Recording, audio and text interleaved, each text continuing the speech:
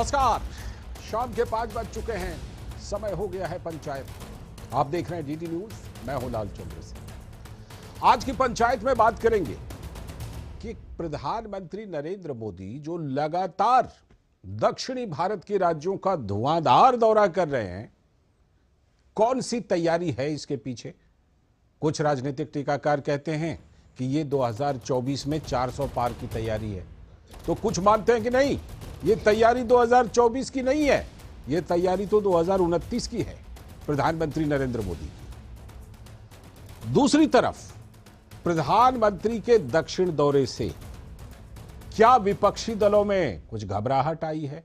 ऐसा इसलिए क्योंकि लगातार दक्षिण भारत से कुछ नेताओं के द्वारा सनातन के विरोध में, उत्तर दक्षिण के विभेद के लिए बयान आते हैं। तो प्रधानमंत्री नरेंद्र मोदी ने ऐसे विभाजनकारी बयानों पर प्रहार भी किया है, जब वो लगातार अभी 5 दिन के दौरे पर हैं दक्षिण भारत के। तो आज की पंचायत हम इसी पर करेंगे। जुड़ेंगे हमारे साथ खास मेहमान, सभी के नजरिए को जानेंगे और फिर पंचायत से कोशिश करेंगे कि कोई एक निष्कर्ष भी निकले। करेंगे इस पर चर्चा, लेकिन इस समय हम आपको सबसे पहले भारतीय जनता पार्टी के प्रेस कॉन्फ्रेंस में लिए चलते हैं। तो इस आह्लादित विषय और बिहार विजय की गाथा से आपको सुपरिचित कराने के लिए बिहार के माननीय यशस्वी प्रभारी और हमारे राष्ट्रीय महामंत्री माननीय विनोद तावरे जी हैं। हमारे भारतीय जनता पार्टी के माननीय प्रदेश अध्यक्ष और उप मुख्यमंत्री श्री सम्राट चौधरी जी हैं। जनता दल यू के यशस्वी राष्ट्रीय महामंत्री और नवनिर्वाचित राज्यसभा सांसद श्री संजय कुमार झा जी हैं। लोक जनशक्ति पार्टी के माननीय प्रदेश अध्यक्ष पूर्व विधायक। तो ये जो आप प्रेस कॉन्फ्रेंस देख रहे थे, इसमें खास तौर पर बिहार में जो एनडीए के दलों के बीच सीटों को लेकर सहमति बनी, उसको लेकर कुछ महत्वपूर्ण घोषणाएं हो सकती हैं। तो जिस समय ये घोषणा होगी तो हम शायद आपको सीधी दिखाने की कोशिश भी करेंगे। लेकिन जैसा कि मैंने बताया कि आज की जो 5 की पंचायत का विषय है वो यही है कि पीएम का जो साउथ कनेक्ट है वो, उसके पीछे का मकसद क्या है और क्या उससे किसी तरह की कोई बेचैनी है विपक्षी दलों में। इसी पर आज की चर्चा होगी। लेकिन पहले जरा ये जो राजनीतिक प्रतिक्रियाएं आ रही हैं इस मुद्दे पर, पहले उसको सुन लेते हैं, देख लेते हैं, उसके बाद फिर अपने खास मेहमानों से जुड़कर पंचायत करेंगे।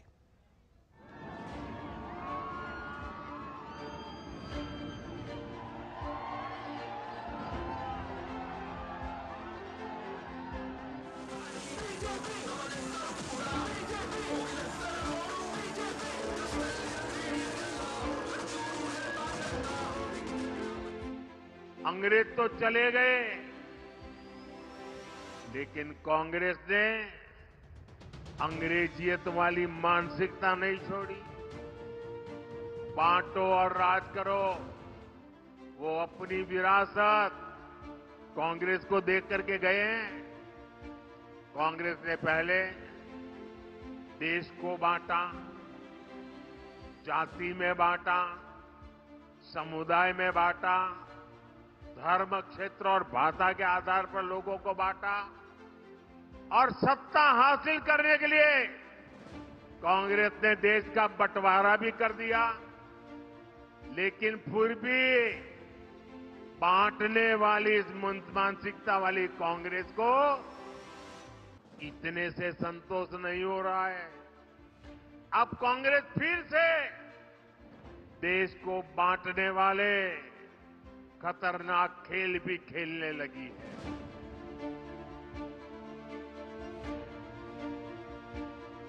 हिंदू धर्म में शक्ति शब्द होता है। हम शक्ति से लड़ रहे हैं, एक शक्ति से लड़ रहे हैं। वो शक्ति क्या है? राजा की आत्मा ईवीएम में है, हिंदुस्तान की हर संस्था में है। ईडी में है, सीबीआई में है, इनकम टैक्स डिपार्टमेंट में है।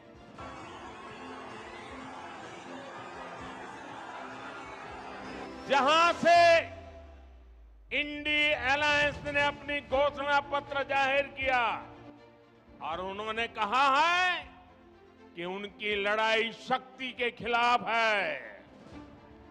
मेरे लिए हर मां शक्ति का रूप है,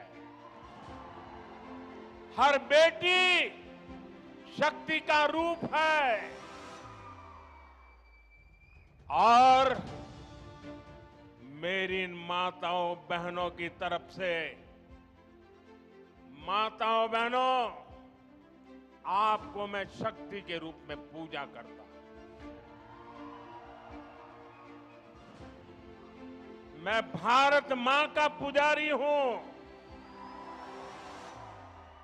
मैं आप शक्ति स्वरूपा सब माता बहन बेटियों का भी पुजारी हूं। और जिन्होंने कल शिवाजी पार्क में इंडी अलायंस ने अपना घोषणा पत्र शक्ति को खत्म करने के लिए किया है, मैं इस चुनौती को स्वीकार करता हूं और मैं इन शक्ति स्वरूपा माताओं बहनों की रक्षा के लिए जान की बाजी लगा दूंगा, जीवन खपा दूंगा।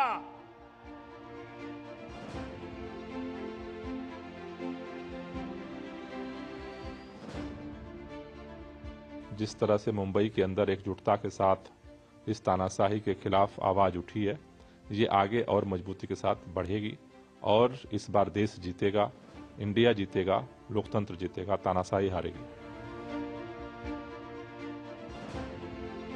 यह चुनाव तय करेगा कि यह देश दैवी शक्ति से चलेगा या आसुरी शक्ति से चलेगा। यह देश हमेशा अपनी ताकत, अपनी शक्ति दैवी शक्ति से प्राप्त करता आया है, दैवी आशीर्वाद से प्राप्त करता आया है। इस बार भी यही होगा।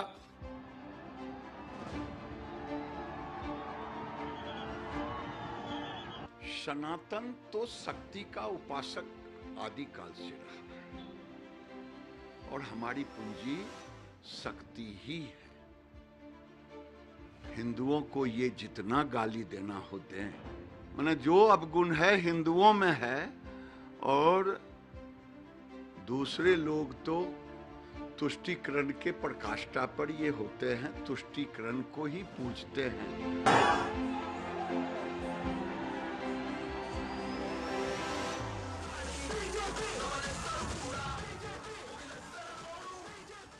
तो नेताओं की प्रतिक्रिया आपने देख ली और ऐसा लग रहा है कि एक बार फिर से ये बड़ा मुद्दा बन रहा है, जिसमें सभी दलों के नेता उसमें अपने अपने बयान दे रहे हैं और उसके बाद वो एक बड़ा मुद्दा बनता जा रहा है और कहीं ना कहीं ये मुद्दा मिशन साउथ से जाकर के जुड़ रहा है। हमारे साथ आज चर्चा करने के लिए 4 खास मेहमान जुड़ रहे हैं इस पर। अनिला सिंह जी, भारतीय जनता पार्टी की प्रवक्ता, बहुत बहुत स्वागत मैडम। हमारे साथ निजाम फौजदार साहब हैं, कांग्रेस के प्रवक्ता, बहुत बहुत स्वागत निजाम फौजदार जी। साथ में अवधेश कुमार जी हैं, वरिष्ठ पत्रकार, बहुत बहुत स्वागत सर। और हमारे साथ, बल्कि अवधेश कुमार जी शायद जुड़ने वाले हैं, हमसे जुड़ गए हैं, बिल्कुल जुड़ गए, बहुत बहुत स्वागत।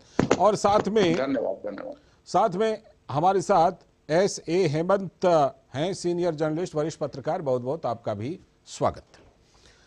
मैं चर्चा की शुरुआत आज निजाम फौजदार साहब से करता हूं।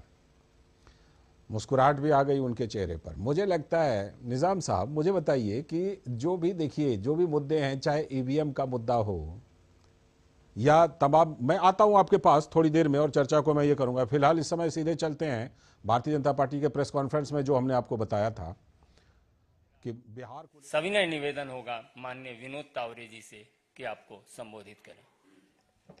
नमस्कार। बिहार एनडीए के सभी आदरणीय नेतागण, भारतीय जनता पार्टी, जनता दल यूनाइटेड, लोक जनशक्ति पार्टी,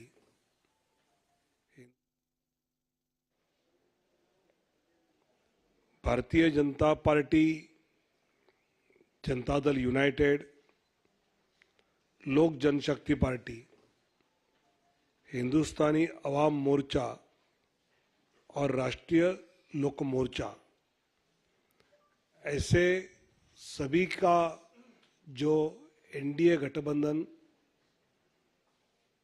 बिहार में एक साथ होकर चुनाव लड़ेगा। भले पार्टी के अपने अपने चुनाव चिन्ह अपने अपने सीटों पे अलग हो, लेकिन सभी 40 सीटों पर पूरा एनडीए की सभी पार्टियां अपनी पूरी ताकत से 40 के 40 सीटों पर ताकत लगाएगी और सभी सीटें जीत कर आएंगी। ये हमारा विश्वास है। हमने कहा था कि 48 घंटे में हम सीटों का बंटवारा क्या हमें हुआ है, ये हम आपको घोषित करेंगे। और आज हमने सीटें कौन सी पार्टी के चिन्ह पर एनडीए लड़ेगी इसकी जानकारी मैं देता हूं। भारतीय जनता पार्टी 17 सीटें एनडीए के साथ लड़ेगी। जनता दल यूनाइटेड 16 सीटों पर एनडीए के साथ लड़ेगी। लोक जनशक्ति पार्टी 5 सीटों पर। ये आप प्रेस कॉन्फ्रेंस देख रहे थे जिसमें कि बिहार में जो सहमति बन गई एनडीए की पार्टियों के बीच, उसी के बारे में विनोद तावड़े भारतीय जनता पार्टी के नेता जानकारी दे रहे थे। 17 भारतीय जनता पार्टी, 16 जो है वो जेडीयू और बाकी जो दल हैं उनमें से 5 लोक जनशक्ति पार्टी, और ब्यौरा वो दे रहे थे। बहरहाल हम लौटते हैं आज की चर्चा पर। और आज जो हम पंचायत में चर्चा कर रहे थे कि मिशन साउथ को लेकर के क्या कुछ प्लानिंग है और क्या ये एक मुद्दा बनता जा रहा है। मैं निज़ाम फौजदार साहब के पास आया था तो मैं फिर उन्हीं के पास सबसे पहले चलता हूं। निज़ाम फौजदार सर, सबसे पहले यही बताइए कि देखिए ईवीएम के खिलाफ लड़ाई हो या बाकी चीज़ें हो, कई बार जो है वो कई संस्थाओं को घसीटा जाता है राजनीति में, लेकिन ये जो शुरुआत जब इस तरह से होती है कि हिंदू धर्म में जो शक्ति है, हम उस शक्ति के खिलाफ लड़ रहे हैं, बैठे बिठाए एक मुद्दा थमाने वाली बात हो जाती है। इसमें भारतीय जनता पार्टी को एक अवसर दे देते हैं, एक मौका दे देते हैं आप। भाई राहुल गांधी ने बड़े स्पष्ट अल्फाजों में उन्होंने कहा कि एक बुरी शक्ति के खिलाफ लड़ रहे हैं। बुरी शक्ति कौन सी है? बीजेपी की मानसिकता, बीजेपी के जो, अगर कोई जुबान भी खोलता है तो जहर उगलने की जो मानसिकता, वो शक्ति है। उस शक्ति के खिलाफ लड़ने की बात राहुल गांधी कर रहे हैं। उसी के साथ जब प्रधानमंत्री उसको जब हिंदू धर्म से जोड़ करके बोल दिया जाता है तो कंफ्यूजन हो जाता है। नहीं, हिंदू रिलीजन में वो एक शब्द है, शक्ति। इस हमारी शक्ति जो मोहब्बत की दुकान की जो शक्ति है, जो लोगों के साथ जुड़ने की जो शक्ति है, उस शक्ति से हम ये जो बुरी शक्ति है जो बीजेपी फैला रही है पूरे देश में, विभाजन करने की हो, राजनीति करने में, जब किसी जात को कहीं छोटा कर देते हैं, कहीं बड़ा कर देते हैं, उस बात पे हम लड़ाई करना चाहते हैं कि ये एक समान है देश, कि हर इंसान इस देश में समान है। प्रधानमंत्री की एक बात उन्होंने एक कहा था उस उनकी तकरीर में आज, उन्होंने कहा कि मैं मेरी हर इस औरत में, माँ को मैं, बच्ची को मैं शक्ति के रूप में देखना चाहता हूँ। मैं उन्हीं से वो एक सवाल पूछना चाहूंगा, जब हाथरस में हो रहा था, बहुत सारे ऐसे कांड हो रहे थे देश में जहां पे बीजेपी खाली भी जब हो रही थी इन्वॉल्व थे, वहां पे इनकी जबान क्यों नहीं खुली? तब उनको ये शक्ति क्यों नहीं दिखी? माँ की शक्ति तब क्यों नहीं दिखी? उसी के साथ और एक सवाल पूछना चाहूंगा, कह रहे थे कि अंग्रेज चले गए लेकिन अंग्रेजी मानसिकता कांग्रेस चला रही है। मैं ये कहना चाहूंगा प्रधानमंत्री जी से कि आज जो लोग कह रहे हैं कि हम अंग्रेजों से लड़ रहे थे, वही लोग अंग्रेजों के साथ खड़े हुए थे, उन्हीं की पैरवी कर रहे थे। To nation theory Hindu Mahasabha और मुस्लिम लीग ने शुरू की थी। हिंदू महासभा कौन है? आरएसएस का डैडी है। बीजेपी कौन है? आरएसएस का बेटा है। अच्छा। तो ये इन्हीं के पूर्वजों ने ये टू नेशन थियरी को स्टार्ट किया था। यही तो अंग्रेजों के टू नेशन की थ्योरी इन्होंने, हमारी जानकारी के मुताबिक तो two nation theory sir Syed Ahmad Khan ने शुरू की।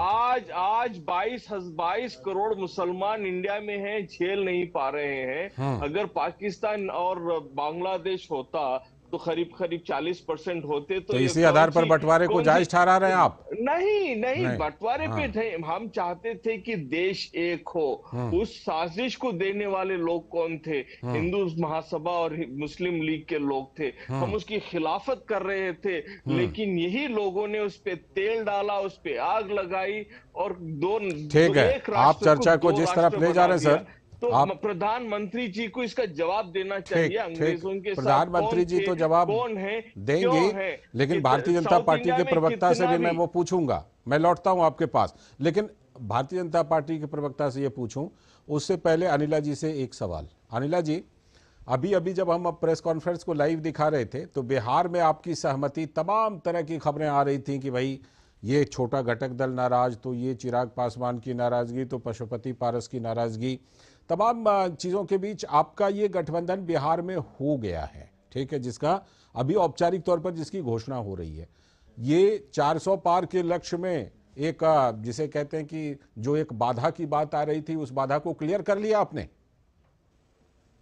मेरी सबको राम राम। राम राम। और हमारे नेतृत्व में बेहद स्पष्ट शब्द में, या मैं कहूं कि भारतीय जनता पार्टी के जो लीडर्स हैं उन्होंने, या एनडीए के जो लीडर्स हैं उन्होंने बेहद स्पष्ट शब्दों में कहा है कि भारतीय जनता पार्टी 300 पार और एनडीए का परिवार 400 पार। और जिस राज्य में भी, चाहे वो बिहार है, चाहे वो उत्तर प्रदेश है, चाहे वो महाराष्ट्र है, चाहे वो गुजरात है, जहां जहां हम चुनाव लड़ रहे हैं और जिस के सामने हम लड़ रहे हैं, हम 400 पार के लिए ही लड़ रहे हैं।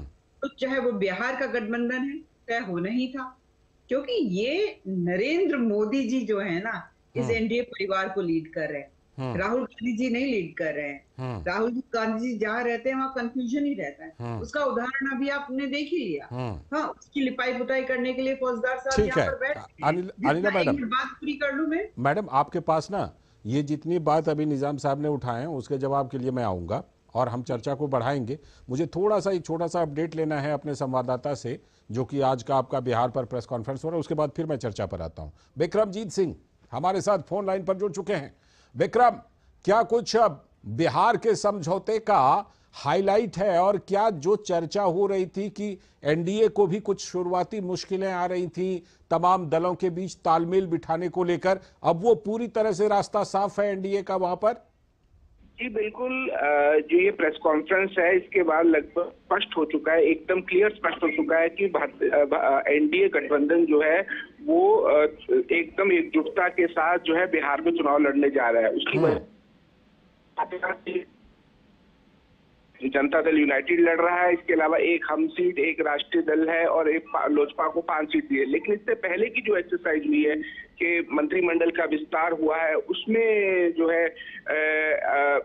बीजेपी, जनता दल यूनाइटेड और बाकी दलों के जो नेता है, छोटे दलों के नेता है, उनको एडजस्ट किया गया है। इसके अलावा जो है एक चर्चा का एक लंबा दौर चला है कि किस प्रकार से कौन व्यक्ति कहां से चुनाव लड़ेगा। तो तमाम प्रकार की एक्सरसाइज जो है वो यहाँ हुई है और उसके बाद जो है ये निर्णय हुआ है। विक्रम, खास तौर पर जब चर्चा हो रही थी तो उसमें चिराग पासवान का पहले नाम आ रहा था कि उनकी कुछ चिंताएं हैं, उसका समाधान हो गया। बाद में 2 नाम सबसे ज्यादा आने लगे, पशुपति पारस के और जीतन राम मांझी की पार्टी और जीतन राम मांझी की। उस पर क्या कुछ एनडीए ने फैसला किया है और क्या उस पर बिल्कुल स्थिति साफ हो गई है?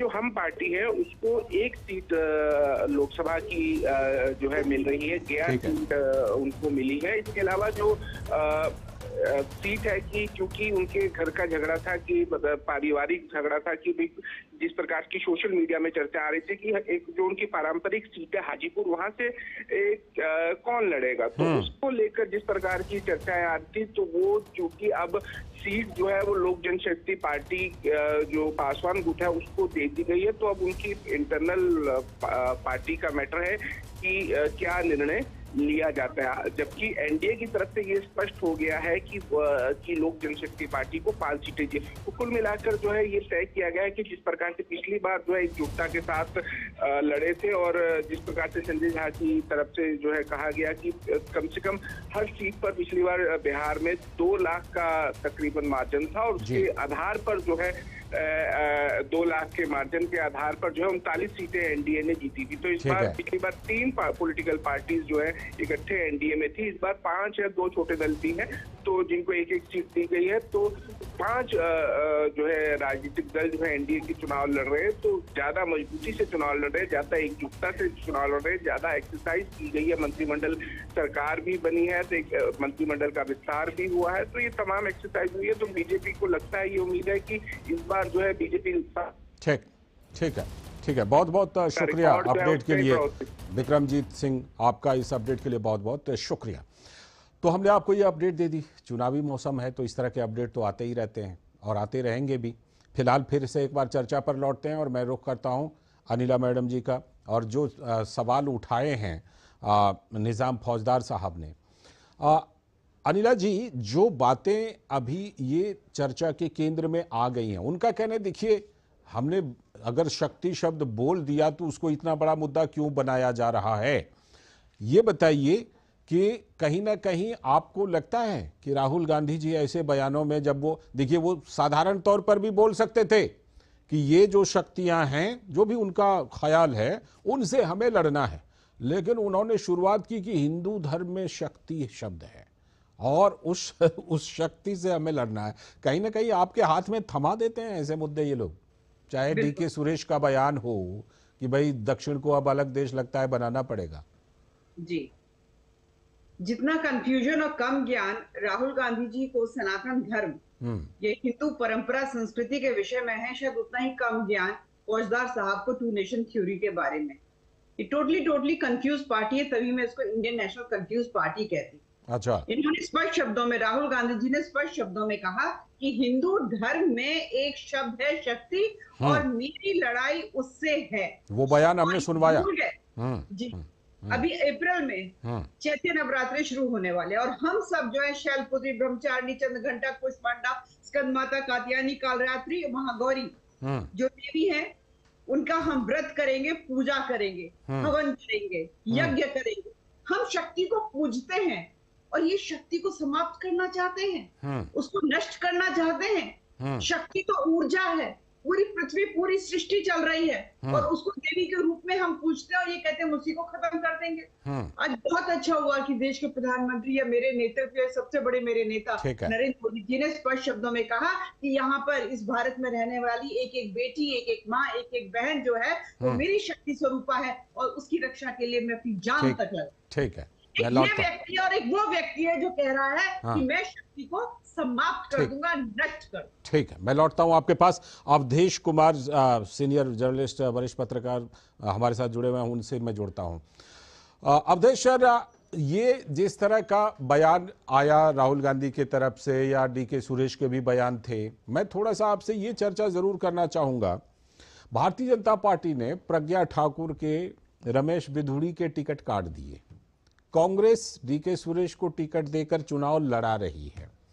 एक अपर हैंड जिसे कहते हैं, अपना हाथ ऊपर करने का क्लेम भारतीय जनता पार्टी का है, क्योंकि इस तरह के बयान, जो बयान डीके सुरेश ने दिए थे, वो बयान निश्चित तौर पर बहुत ही आपत्तिजनक बयान थे। जाहिर है कांग्रेस अगर प्रश्न उठाती है भारतीय जनता पार्टी पर तो उसको देखना चाहिए, लेकिन समस्या यह है कि जब कोई पार्टी अपनी रीति नीति को लेकर सुस्पष्ट नहीं होती है, जब उसके अंदर ये भाव गहरा होता है कि लगातार 2 पराजय के बाद भी हमारे को सफलता मिलनी मुश्किल है, तो कई निर्णय उससे गलत होते हैं। जब आपके अंदर किंग कर्तव्य विमूढ़ता है तो आपसे फैसले होते हैं, आपके मुंह से शब्द गलत निकलते हैं, आपके व्यवहार में समस्याएं आती हैं। तो इसलिए ये अलग अलग विषय नहीं है। जो राहुल गांधी जी ने शक्ति शब्द का प्रयोग किया वो कितना मतलब कितनी नासमझ की बात है कि हमारे यहाँ रामचंद्र जी जब रावण से पराजय हो रही थी तो उनको बताया गया कि आप शक्ति की उपासना करिए, और बांग्ला रामायण में शक्ति की उपासना का एक बड़ा अध्याय है। और महाकवि निराला ने बताया है कि कैसे 10 दिनों तक उन्होंने शक्ति की उपासना की, और तब जब उनको शक्ति प्राप्त हुई उसके बाद वो रावण से युद्ध करने गए हैं। तो शक्ति का महत्व हमारे यहाँ नहीं। उसी प्रकार से ये देश को गलत समझना कि अगर भारतीय जनता पार्टी का मुकाबला करना है तो डीके सुरेश जैसे लोगों को हम खड़ा करेंगे तो शायद उसके आधार पर कुछ चीजें मिल जाएगी। तो ये होता है कि जैसे एक निराशा में कुछ भी हम कर बैठते हैं। तो इसलिए कांग्रेस के इस प्रकार के कदमों पे, इस प्रकार की उनकी अप्रोच की कोई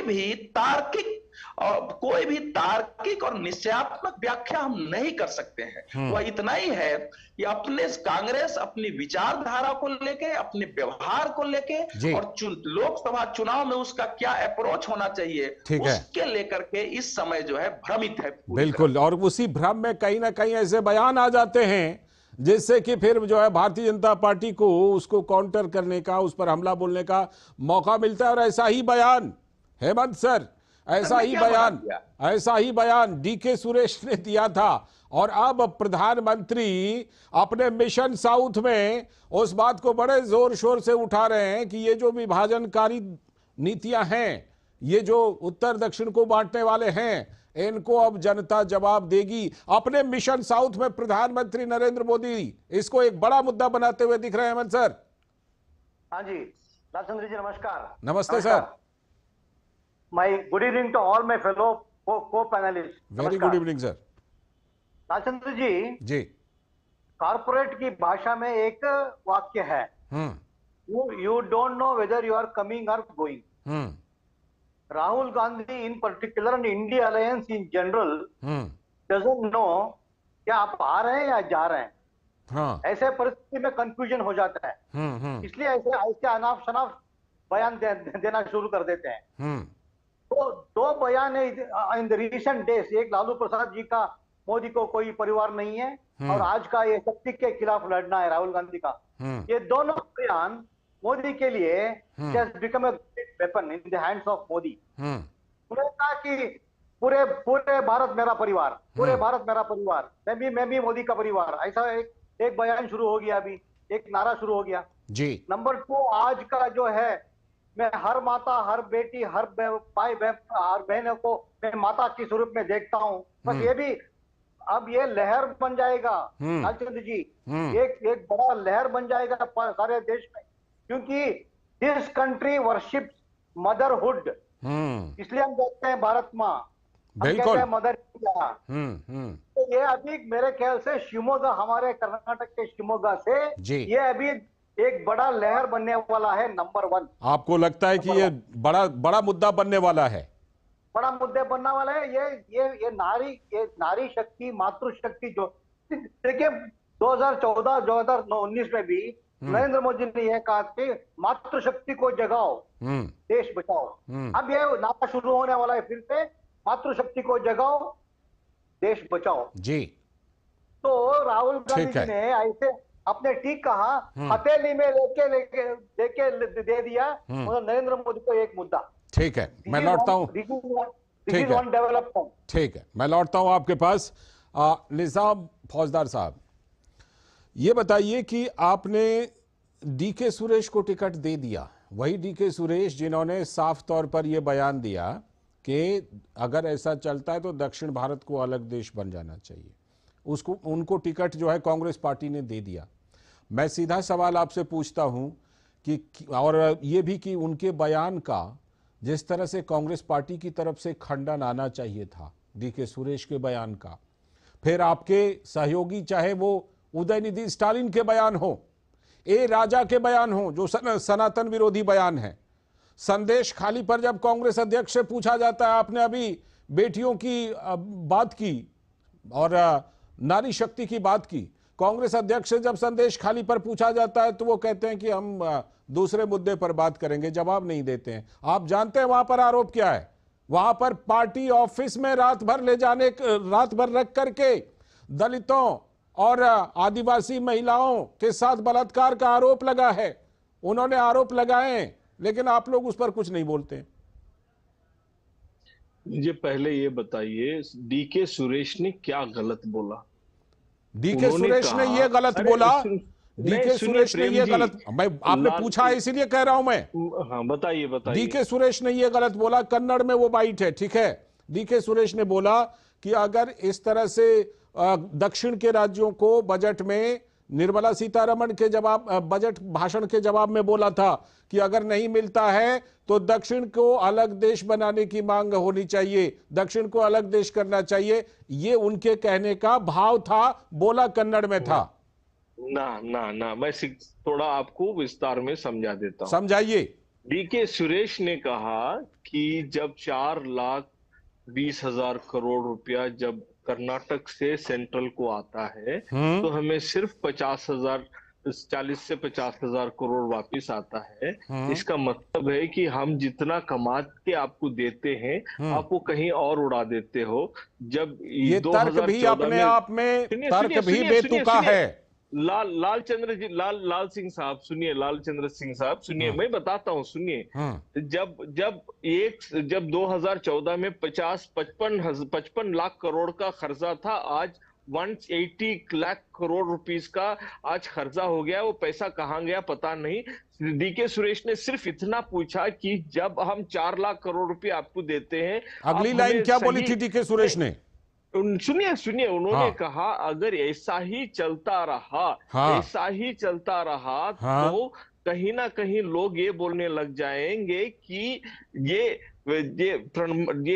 सिचुएशन आ जाएगी कि लोग ऐसा कहने लगेंगे। उन्होंने कभी नहीं कहा कि हमें अलग से देश बनाकर दे दो। ये गलत अफवाह बीजेपी ने इसको ट्विस्ट करके कहा। मैं अभी पूछना चाहूंगा, जब प्रज्ञा ठाकुर ने कहा कि मेरी हाय से खड़खड़े मर गए, उन्होंने तो जवाब किसी ने नहीं दिया। मैं तो बीजेपी प्रवक्ता से इस पर जवाब मांगूंगा। साहब 40-45 साल में जब बेरोजगारी सबसे नीचे स्तर पे है, उस पर कोई सवाल नहीं पूछता है। इन्फ्लेशन रेट पिछले 40-50 साल में सबसे ज्यादा है, उसका जवाब कोई नहीं मांगता है। देखिए, विदेश नीति पर हम लोग किसी और दिन बात कर लेंगे।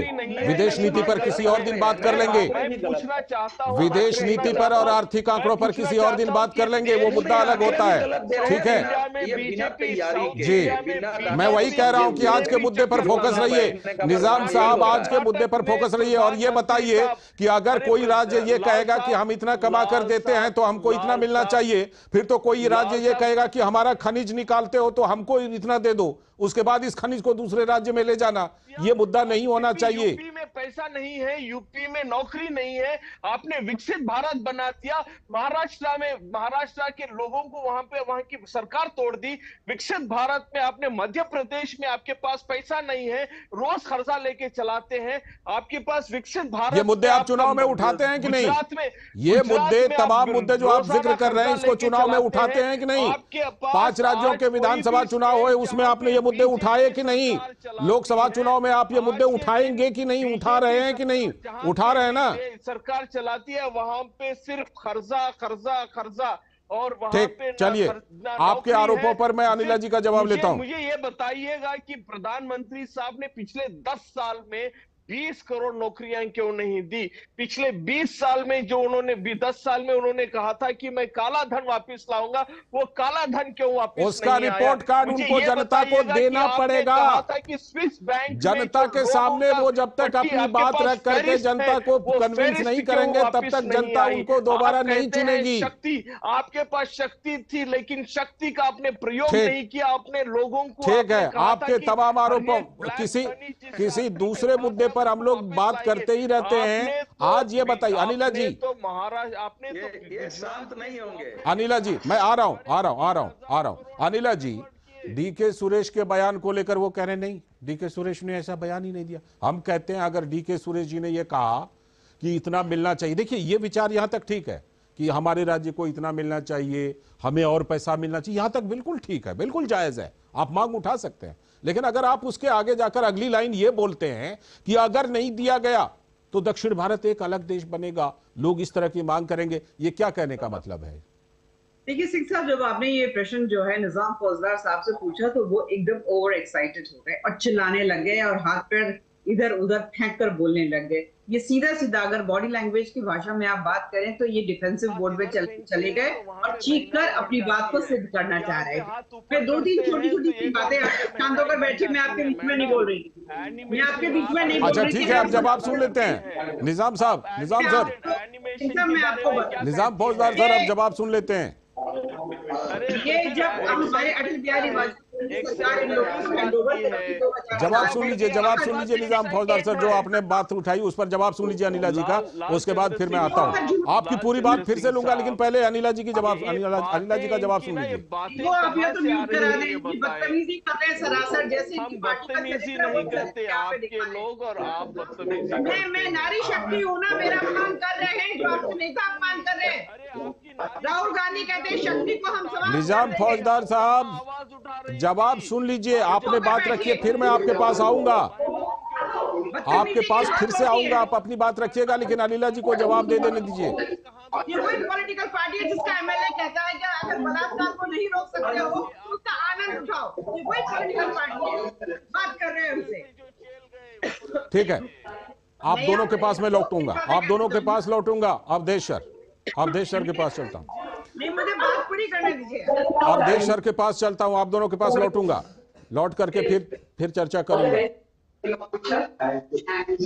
जी हाँ अवधेश सर ये बताइए कि ये जो निजाम साहब जो सफाई दे रहे हैं, निजाम फौजदार साहब, कि नहीं डीके सुरेश ने विभाजन वाली बात नहीं बोली, क्या सच में ये बात, जो उनकी बात में ये दम है, या डीके सुरेश ने सच में इस तरह की विभाजनकारी बात की, उसके बावजूद कांग्रेस ने उनको टिकट दिया है? देखिए, निजाम फौजदार साहब की बात पर मेरी एक ही टिप्पणी है कि इस चुनाव की दृष्टि से मैं कांग्रेस का विनाश नहीं चाहता हूं, कि इस चुनाव की दृष्टि से विनाश काले विपरीत बुद्धि, वो पार्लियामेंट के रिकॉर्ड में है वो बयान। मल्लिकार्जुन खड़गे साहब ने उस बयान का प्रतिवाद किया है कि हम इससे सहमत नहीं है, कि इससे दक्षिण को अलग हो जाना चाहिए, वो गलत बयान है, और डीके सुरेश को उसके लिए क्षमा याचना करनी पड़ी है, और ये कह रहे हैं कि बयान ही नहीं दिए। तो इसका मतलब निजाम फौजदार साहब जो है वो मामले को हल्का करने की कोशिश कर रहे हैं।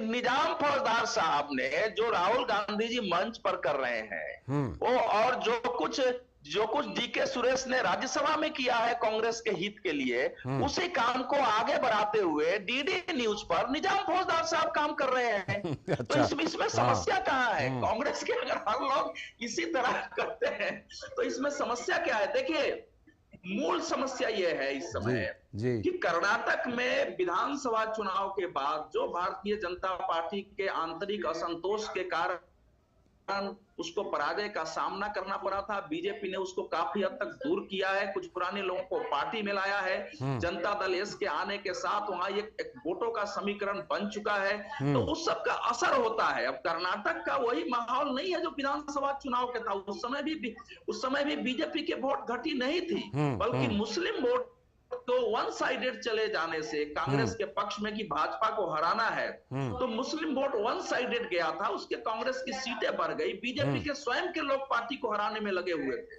अब मुसलमानों के वन साइडेड होने के कारण पूरे दक्षिण, एक लाइन, मुसलमानों के वन साइडेड वोट कांग्रेस के पक्ष में करने के मानसिकता दिखने के कारण तेलंगाना और कर्नाटक में दूसरे पक्ष की ओर से भी हो रहा है कि हमको भी एक पक्ष में जाना चाहिए। उसका असर कर्नाटक में है, तेलंगाना में है, अगर आंध्र में जैसा गठबंधन बन गया है तो वहां भी आपको दिखाई पड़ेगा। बहुत हद तक केरल में भी कई सीटों पर इसका असर दिखने वाला है। तो ये साउथ का इक्वेशन ये इस समय बन रहा है। ठीक है, तो जब समाज का ऐसे और भी कई बयान आपको दिखाई देंगे। सही बात है, जो कांग्रेस की अपने आप ही कांग्रेस को अपने आप ही किसी भी पक्ष की तरफ से जब तुष्टीकरण को लेकर समाज को बांटने का काम होता है तो जाहिर सी बात है कि दूसरा पक्ष एक दूसरी पार्टी को पकड़ेगा ही पकड़ेगा। हेमंत सर, पर्टिकुलरली डीके सुरेश जी का बयान जिस पर अभी निजाम फौजदार साहब कह रहे हैं कि नहीं साउथ को अलग करने की बात नहीं की, पर्टिकुलरली वो बयान कितना बड़ा मुद्दा बनता दिख रहा है? और इसी के साथ जुड़ा हुआ कि डीके सुरेश को कांग्रेस का फिर से टिकट मिलना, कितना बड़ा मुद्दा बनता हुआ आपको दिख रहा है? मेरा मातृभाषा कन्नड़ा है। ठीक है। हेलो हेलो नहीं, आप बोलिए, जैसी हिंदी बोल रहे हैं वही काफी है। बिल्कुल बिल्कुल, आप मिक्स करके बोल सकते हैं सर, बढ़िया से बोलिए, आप बहुत अच्छा बोल रहे हैं। देखिए, नहीं, ये मैं ये कह रहा हूँ कि डीके सुरेश का बयान क्या था। उन्होंने कहा था कि 4 लाख करोड़ तक हम कर्नाटक देते हैं सेंटर को, ठीक, लेकिन इतना कम मिलता है हमको, 40-50 हजार करोड़ मिलता है हमको। ऐसे ही चलते रहेंगे तो हम अलग से देश मांगना पड़ेगा, ऐसा परिस्थिति निर्माण होगा। ये उनका बयान था। क्योंकि मैं कन्नड़ समझता हूं। मैं ये कहने वाला था कि आप कन्नड़ को जानने वाले हैं, इसलिए आप हम सभी को ओरिजिनल बात समझा सकते हैं। इसलिए लालचंद्र जी, आपने शुरू में 1-2 चीज कहा आपने कि प्रधानमंत्री का दक्षिण भारत में इसका मिशन साउथ क्या है करके। 2 कारण है, 2 जबरदस्त कारण है, 2 महत्वपूर्ण कारण है। जी, अनम्यूट कीजिएगा सर, अनम्यूट कीजिएगा जरा, बोलकर एक बार फिर से बोल। हाँ ठीक है, ठीक है। सुरेश का बयान नंबर 1 है। नंबर 2 क्या है, जब बीजेपी हार गई 2023 की चुनाव में, असेंबली चुनाव में, जी, एक नारा लगाया था बीजेपी के विरोधियों ने कि बीजेपी मुक्त दक्षिण भारत, बीजेपी मुक्त दक्षिण भारत, ये नारा लगाया था बिल्कुल। दूसरे और ये और वहां रुके नहीं है वो। उन्होंने क्या कहा, अब दक्षिण भारत बीजेपी मुक्त हो गया, अब पूरे भारत मुक्त हो जाएगा, बीजेपी मुक्त हो जाएगा, ऐसा एक नारा शुरू किया। इसको नाकाम करने के लिए, इसको डिस्प्रूव करने के लिए अब प्रधानमंत्री जी ने केरला, तमिलनाडु, तेलंगाना, आंध्र प्रदेश और कर्नाटक, ये 5 राज्यों का दौरा कर रहा है और जबरदस्त पब्लिक मीटिंग कर रहा है। तो ये 2 महत्वपूर्ण कारण है। नंबर 3 क्या है, डीके सुरेश का जो ये बयान है, कहीं ना कहीं लोगों के मन में बैठ गया है, इनको सबक सिखाना है करके। अच्छा, आपको लगता है कि ये बड़ा मुद्दा बनता जा रहा है? ऑफ कोर्स बनेगा। अब आने वाले दिनों में देखिए, आप चुनाव घोषणा हो गया, अभी कैंपेन शुरू होने वाला है और कैंडिडेट्स का जो अभी तक तय नहीं हुआ है, अभी तक अभी 5 बाकी है कर्नाटक में, दूसरे राज्यों में तय नहीं हुआ। जब कैंपेन शुरू होता है, मेरे ख्याल से 1 हफ्ते में या 10 दिन में, आप देखते जाइए कि क्या क्या इश्यू बड़ा मुद्दा बन जाएगा। आप देखते जाइए, इंक्लूडिंग डीके सुरेश का ये बयान। ठीक है, मुझे लगता है। ठीक है, मैं लौटता हूं आपके पास। बोलने का करना चाहिए। ठीक, मैं लौटता हूं। निजाम फौजदार साहब, ये मुझे बताइए कि क्या कहीं ना कहीं जो विपक्षी गठबंधन है, उनके नेताओं में जिस तरह उनके बयान आ रहे हैं, देखिए मैं थोड़ा सा अगर हाल के दिनों का ले लूं, डीएम के नेताओं ने सनातन के खिलाफ बयान दिया, फिर जो है उसमें कांग्रेस के कुछ नेताओं का, प्रियंक खड़गे जैसे नेताओं के बयान आए, उसके बाद फिर डीएम के नेताओं के बयान के बाद हाल में तो एक बयान ऐसा आया है तमिलनाडु के मंत्री का, वो कह रहे मैं मंत्री पद पर हूं, नहीं तो उनके मतलब नरेंद्र मोदी के टुकड़े टुकड़े कर देता मैं। इस तरह के उनके बयान आए हैं। डीएमके आपकी सहयोगी पार्टी है, तमिलनाडु सरकार में वो मंत्री हैं, ऐसे बयान आते हैं। क्या मिशन साउथ को लेकर के इंडी गठबंधन के दलों में घबराहट है क्या ऐसी कोई, जिसकी वजह से इस तरह के बयान आने लगे हैं? लालचंद्र जी, इंडी नहीं, इंडिया अलायंस है। आप प्रधानमंत्री की बात सुनकर मुझे मत बताइएगा कि इंडी है या इंडिया। इसमें ए का मतलब अलायंस है और अलायंस का हिंदी गठबंधन होता है। इंडिया का रखिएगा नाम। आप बस इतना बोलिए। जब इंडिया कहेंगे तो अलायंस कहने की एक्स्ट्रा जरूरत नहीं पड़ेगी फिर। जनाब सुनिए, अभी मैं वापिस आता हूँ, मुद्दे पे आता हूँ जी। मुझे ये बताइएगा कि आज देश में किस आधार पे, in the most modern times, सबसे मॉडर्न टाइम में आज देश में किस मुद्दे पे इलेक्शन होना चाहिए? आप कौन से मुद्दे पे इलेक्शन करना चाहते हैं? वो तो निर्भर करता है कि आप वो शक्ति जैसा बयान ना दें। आप उस तरह की शक्ति जैसा बयान ना दें ना, जिस तरह का बयान मुंबई में दे दिए। डीएम के नेता उस तरह का बयान ना दें, तब ना मुद्दे पर, मुद्दा तो तय होता है जब इस तरह के बयान कहीं से आ जाते हैं। ये तो आप सभी राजनीतिक पार्टियों पर निर्भर करता है ना कि मुद्दा क्या रहेगा। तो मुद्दा जब होगा, मुद्दा जब इस तरह के बयान आप देंगे, शक्ति का बयान देंगे, तो उसका काउंटर आएगा। दक्षिण भारत को अलग देश वाला बयान देंगे तो उसका काउंटर आएगा। जाहिर सी बात है। आने दीजिए जी। तो जब नेताओं के इस तरह के बयान आते हैं तभी तो फिर उस पर दूसरे नेताओं की प्रतिक्रिया आती है, उसका काउंटर होता है और उसके बाद वो मुद्दा बनता है। तो जो मिशन साउथ है उसमें क्या कुछ मुद्दा उभरता जा रहा है, क्योंकि जिस तरह नेता बयान दे रहे हैं, चाहे वो दक्षिण को अलग देश बनाने का हुआ, जिस तरह डीएमके नेताओं के बयान आ रहे हैं हम लगातार देख रहे हैं, तो मिशन साउथ को लेकर के ये जो तमाम बयान हैं, ये मुद्दा बनता जा रहा है। हमारे साथ जुड़े हुए हैं अनिला जी जुड़ी हुई हैं, अवधेश कुमार सर जुड़े हुए हैं और साथ में हेमंत सर जुड़े हुए हैं। अनिला जी, जो बात मुद्दे की होती है, विपक्ष कह रहा है कि भाई मुद्दा कौन से मुद्दे पर हम चुनाव लड़ रहे हैं, तो आप बताइए, आप जब तीसरी बार 400 पार करने की कोशिश कर रही हैं, आपके लिए ये लोकसभा चुनाव किन मुद्दों पर होगा? मैं उन मुद्दों की चर्चा करूं उससे पहले मैं यहाँ पर दो बात करना चाहूंगी। जरूर। पहली बात तो ये है कि मेरी बात पूरी नहीं हुई थी और निजाम साहब लगातार बीच में टोक रहे हैं। मैं केवल उसमें जो इकोनॉमिक अर्थव्यवस्था की उसमें दो छोटी छोटी सी बात कह देती हूँ। हाँ। बाकी तो कभी अर्थव्यवस्था पे आप बुलाएंगे तो जरूर। मैं वही कह रहा हूँ कि हम लोग अर्थव्यवस्था पे या बाकी चीजों पर करते रहते हैं, करेंगे कभी जी नहीं, पर मैं अपने नेतृत्व की कम से कम दो उपलब्धियां अर्थव्यवस्था में बता देती हूँ। मैं अगर एनपीए की बात करती हूँ, जब 2004 में जब लोगों की सरकार, यूपीए की सरकार आई थी, तो अटल जी की सरकार पे 8% क्रॉस एनपीए, ठीक है। जब 2014 में यूपीए की सरकार गई और हमारी सरकार आई तो 18% एनपीए ग्रॉस एनपीए और आज 2.5%। ये एक अचीवमेंट है। सरकारी बैंक जो हमेशा नुकसान में रहते थे आज 1 लाख करोड़ के मुनाफे में जा रहे हैं, ये एक अचीवमेंट है। 25 करोड़ लोग जो पॉवर्टी लाइन से ऊपर आए हैं, ये एक अचीवमेंट है। मेरे पास पूरी एक लिस्ट है, जब आप दोबारा बुलाएंगे मैं जरूर बताऊंगी। जरूर हम लोग उस पर जब चर्चा करेंगे तो बिल्कुल। हमारी सरकार ये अपने आप में एक उदाहरण है, 5वीं मजबूत अर्थव्यवस्था हवाई नीति में नहीं बन गई है। ठीक है। अनिला दूसरी बात अगर मैं साउथ कनेक्शन की बात करूंगी, क्योंकि विषय आपका यही है, अगर साउथ को कोई सम्मान दे रहा है, कोई प्रधानमंत्री कोई सम्मान दे रहा है, तो वो नरेंद्र मोदी जी ने दिया है। नई संसद में संगोल लाकर किसने सम्मान दिया और किस प्रकार से स्थापित किया नरेंद्र मोदी जी का आपने देखा, तो पूरी उस संस्कृति को उन्होंने फॉलो किया है। ठीक है।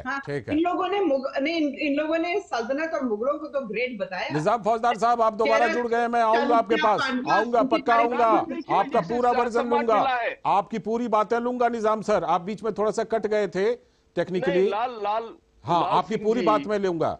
अभी मैं आप ही के पास चलता हूं, फिर अनिला मैम के पास आऊंगा। निजाम फौजदार साहब, आप पूरी बात पूरी कीजिए। लाल चंद्र सिंह जी, मुझे ये बताइए, आज साउथ इंडिया को अगर रिस्पेक्ट मिला है तो प्रधानमंत्री जी की वजह से मिला है, ये कौन सी बात है? ये आज साउथ इंडिया इतना विकसित है क्योंकि यहाँ के लोग उसमें श्रम करते हैं, मेहनत करते हैं, कामयाब बनने की कोशिश करते हैं। आपने कौन सा सम्मान दे दिया हमें आप यहाँ पे? आज अगर इतना सम्मान दिया होता तो आज कर्नाटक के, साउथ इंडिया के हर एक राज्य में आपका खाता खुला होता। आपका खाता यहाँ पे खुलता नहीं है और कहती हैं कि यहाँ का सम्मान आपने दिया, यहाँ का पैसा आप नॉर्थ इंडिया में बांटती हैं और कहते हैं कि आप यहाँ पे सम्मान देती हैं। ये फिर देखिए, यहाँ का पैसा नॉर्थ इंडिया में बांटते हैं, नॉर्थ इंडिया का खनिज साउथ इंडिया में बांटते हैं, इस तरह की राजनीति होगी। ये चीज नहीं, हम कल को ये कहेंगे नहीं, हम कल को ये कहेंगे कि महाराष्ट्र का पैसा जो है वो हम पूर्वोत्तर में लगाते हैं। अनिता सिंह जी, आप मुझे बात करने दीजिए। 11 लाख करोड़ रुपया उद्योगपतियों का माफ कर देती है और कहती है कि विकसित भारत। आप कहते हैं 450 रुपए का सिलेंडर 1000 रुपए में आप बेचते हैं, आप कहते हैं विकसित भारत। आप 60 रुपए का पेट्रोल था, आज 110 रुपया, यह है विकसित भारत। आप मुझे बताइए विकसित भारत क्या है?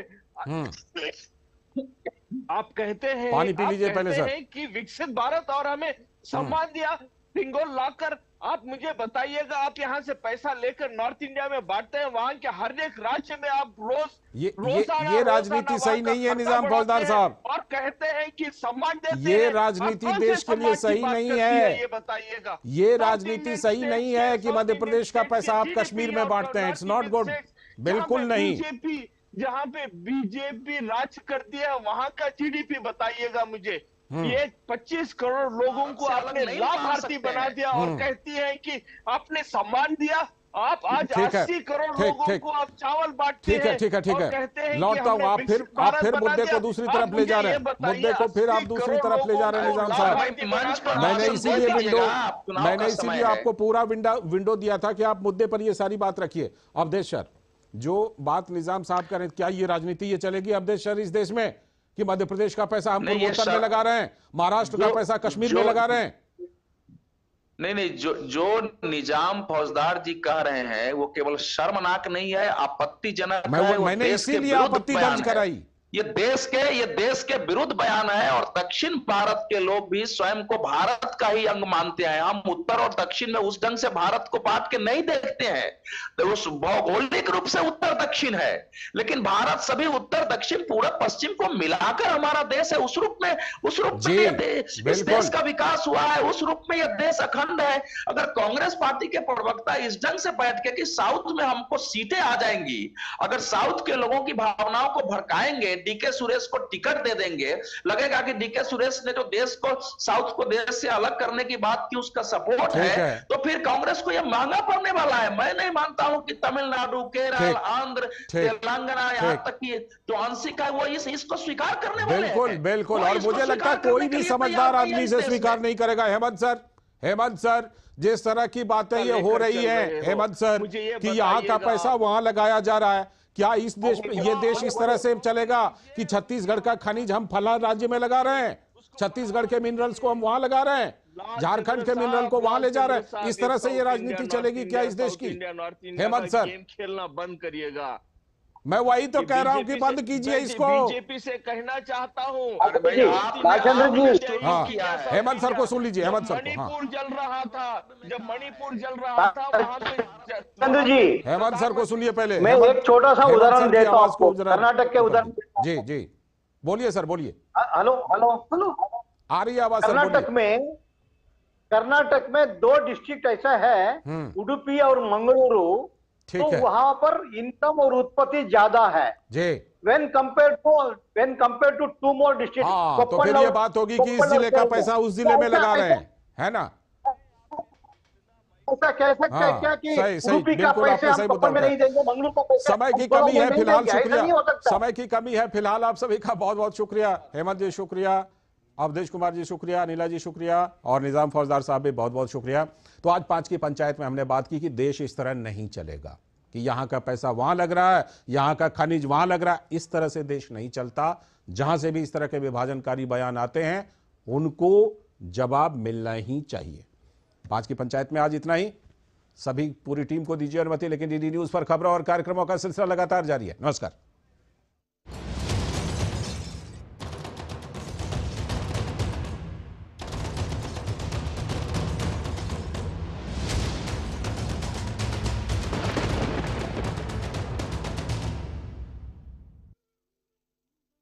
चाकू ना